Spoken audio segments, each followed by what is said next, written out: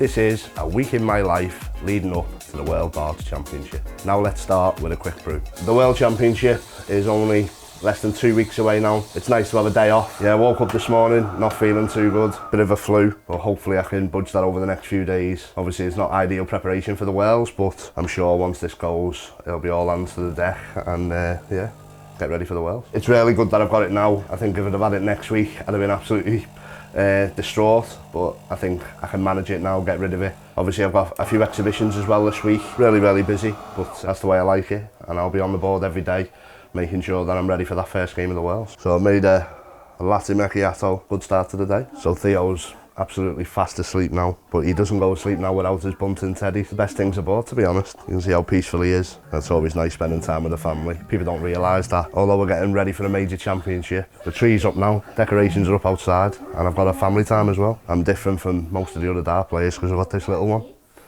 So I've got to spend my time wisely. So I'm going to have half an hour on the board, just loosen myself up. Yeah, so the World Championship, I've got Sebastian Bialecki, who's a really dangerous opponent. Not one of the easiest ones I could have got, but definitely not one of the hardest ones. But obviously, I've got to go into it, playing my own game, feeling good, keeping the practice up and make sure I'm 100%, get rid of this tiny bit of a cold.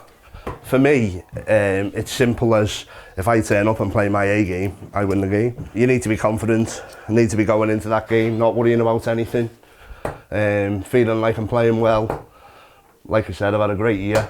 The last few tournaments have not gone to plan, but I know the form's still there, I know I'm playing well, and just really looking forward to the World Championships. If you can't get up for the World Championships, you shouldn't be playing dart. The biggest thing this year is I'm going into the World Championships as well, number 4. So that in itself brings a lot of confidence. I want to keep that ranking. Everyone's talking about people behind me who could bridge the gap, but I'm looking at the people ahead of me. It's important to keep focusing on what's ahead and not what's behind you, because you can get dragged into a battle, and I don't want to do that. He's a happy little chap and he loves me playing darts as well. You want to get through your first game. The second game obviously is before Christmas as well, so you want to get through the Christmas period. That takes the pressure off, that makes you feel happy going into Christmas. There's been times in the past where I've gone out before Christmas and I've had a terrible Christmas, but obviously with the likes of him, Dobey and Keela, I can't afford to do that, so no stone will be left unturned.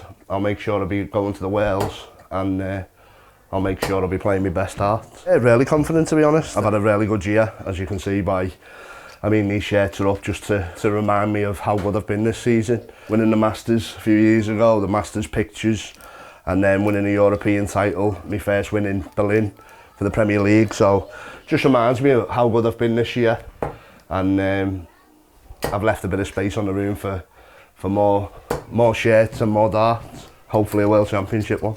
Is that your duck? So yeah, just really looking forward to the Worlds, to be honest. Like I said, I don't just play for me, I play for my family, my sponsors, my management and the fans. So it's really important that I leave no stone unturned. I keep practicing. I've got the 4 exhibitions coming up. Keep myself on the TV, keep myself doing what I'm doing, keep raising up the rankings, keep trying to make them proud.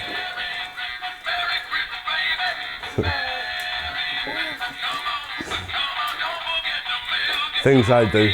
Christmas time for me is about spending time with the family, but gearing up for the World Championships as well. It means the preparation's begun, doesn't it? The Christmas lights, you love this hat, don't you? Yeah, it's his first Christmas, so I'm going to make sure it's a special Christmas for him. We'll do pretty much the same as last year. We'll go to the steakhouse for Christmas and have some nice dinner there, won't we? Yeah, I really can't wait. It's going to be a fantastic Christmas. And you're going to understand it all this year, aren't you?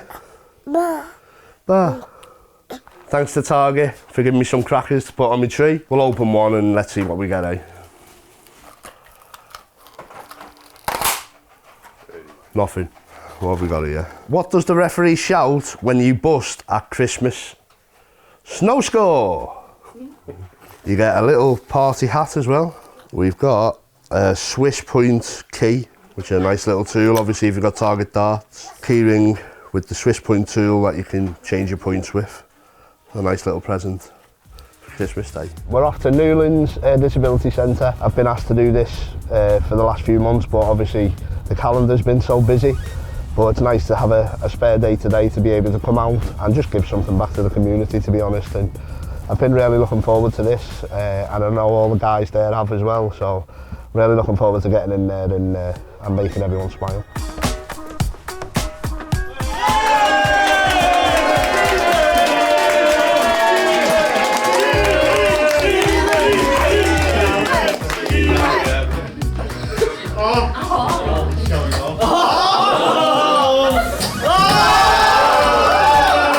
This is a Disability Day service that reaches out to young disabled adults aged 18 to 35 across the Merseyside borough. That's basically a space for them to come and meet with their friends. We do lots of community-based activities. I don't normally get this many claps. It's like being at the Players' Championship. Which one of you is the best then? In the day service, we've got a group of young adults that absolutely love darts. Every day they're playing. For Stephen to come in today, it's very special for them just to obviously spend time with the professional darts player, put their skills to the challenge and see how good they actually are. And as you can see by the reception Stephen got this morning, it was magical for them. I feel like I got happy tears because I haven't saw a dart player just like him before. I love darts very much. How did you get on versus Stephen? It's too hard to beat.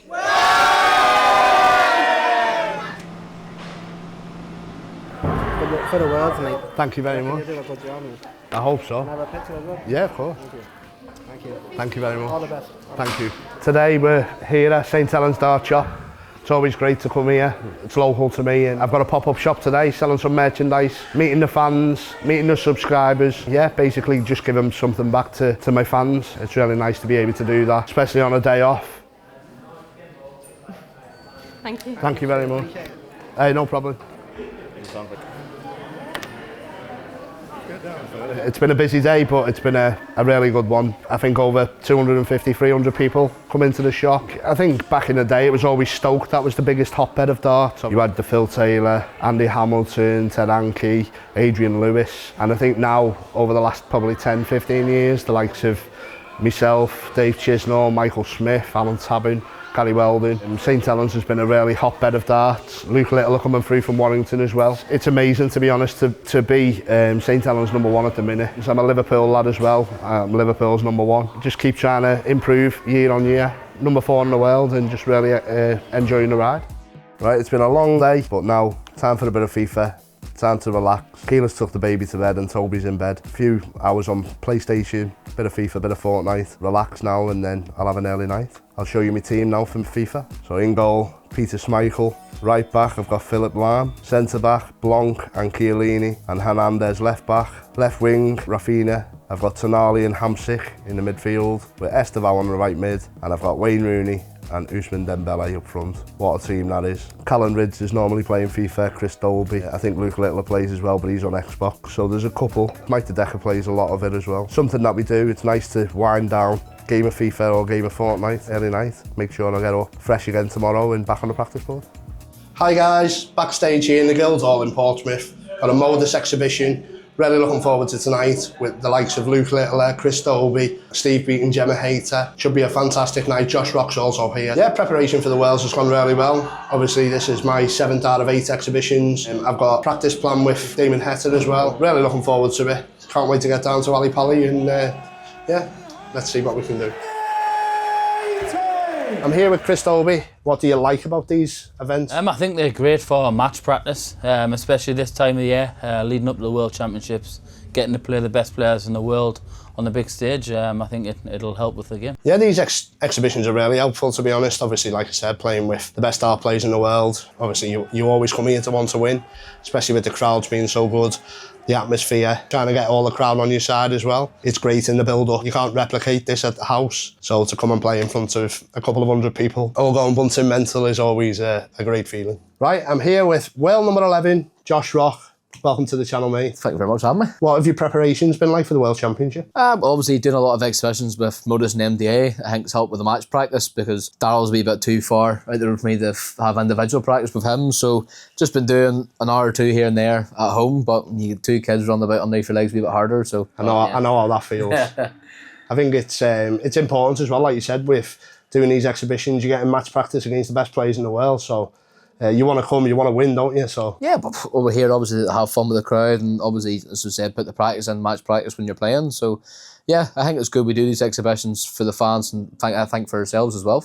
As well. What have the highlights been this year for you? Definitely win the World Cup, and then pretty much every TV tournament I played this year, bar the European Championship. You've been brilliant, mate, to be fair. You have been brilliant. I knew I had to step up whenever I switched to target, so I've done it, I think, this year. We're all really good friends behind the scenes. Obviously, Yeah. me, you, Chris. We've all got our own wee bunch who we always talk to, so. And we've got that banter as well. Yep. We always have a laugh. You always give me a load of rubbish regarding the Liverpool result. Yep, so it's true.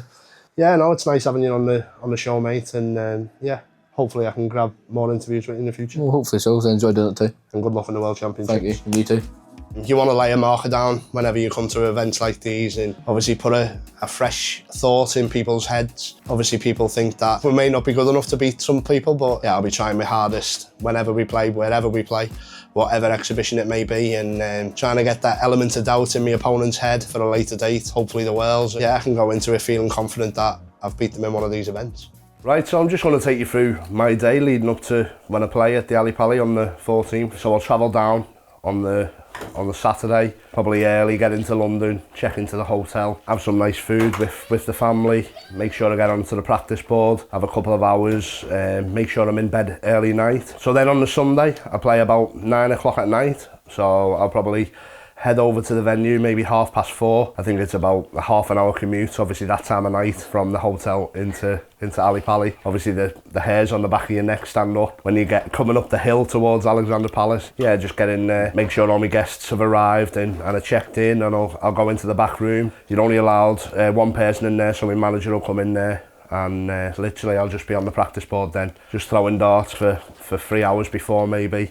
Make sure I'm feeling comfortable and confident in what I'm doing and my scoring, my doubles. 20 minutes before I'm going on, we'll go downstairs to a separate board. That's where you'll rarely see your opponent for the first proper time, because I like to keep away from my opponents when we're in the big room. Last minute adjustments, my flight, my stems, make sure everything's in order, my points, make sure I've got new points on. Yeah, I think it's inevitable you're gonna bump into your opponent in them 3-4 hours that you're there in the venue. But I like to keep myself away. If he is there, I will sort of give him a nod and acknowledge him and say hello. But all my preparation's done away from him. I don't want him to see how well I'm playing or if anything's niggling me. And yeah, just feeling confident and comfortable and doing my own thing, making sure that everything's right.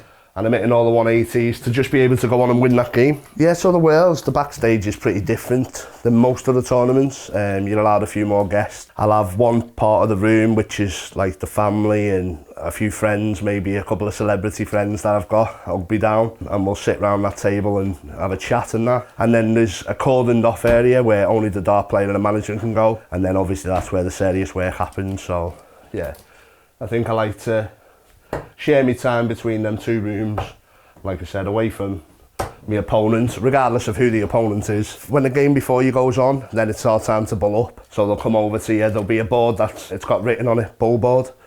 So you literally go nearest to the bull, so you start the game. So it's important that you're ready to be ready an hour before for the bull up. You have 9 darts practice and then you throw the bull. Obviously if both people hit 25s, you throw again. If both people hit bull, you throw again. If it goes outside of the 25, it doesn't count. It's important to win the bull. Stamp your authority on the game before it even starts and just show your intent from before you even get there. So the Ali Palace is different again for the walk-on.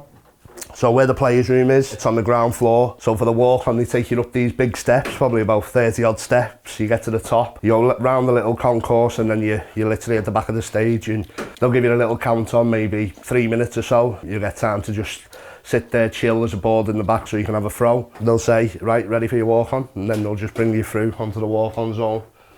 Obviously everyone's waiting there to get the autograph signed or singing your song. So yeah, that's really important. That's an important part of the darts, to be honest. It's all about the routines, what we do, and before we even get on. And you can be made to feel uncomfortable if you're in the crowd and you're doing the walk on and they're not fully behind you. You feel a bit sketchy, but I think over the last few years, I've always felt at home in the Ali Pally. The crowd's always been fantastic for me, and I'm sure this year will be no different. And I feel a bit sorry for Sebastian, because they're all going to be going Bunting Mental, I'm afraid. So in the advert, there's a little porter cabin at the back of the stage. There's one with 2 toilets in, so you can go have a toilet break if you need it. And then there's the other one with your water in there and a dartboard, so you can have a throw. But you only get like 3 minutes.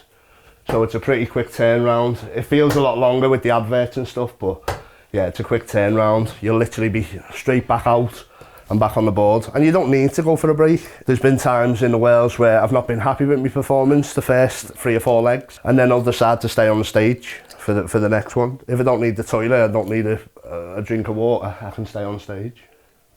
Yeah, so after the win, you literally get pulled off stage. You've got press to do, so you've got interviews with the papers, maybe an interview with Sky Sport. There may be a random drug test, you just don't know. And I think obviously I played my first game on the 14th, then I'm not due to play till the 20th, so I'll probably come home on the 15th and then go back up on the 19th, so I'll still be able to spend some nice time at home. I can still do all my preparation here and then go back down feeling great that I've won my first game at Ali Pally. The World Championship's nearly upon us, and with the World Championship, what does it bring? Christmas. Christmas decorations are up, so the preparation's almost ready for the Worlds. All that's left is a few more sleeps, and I'll see you at the Ali Pally.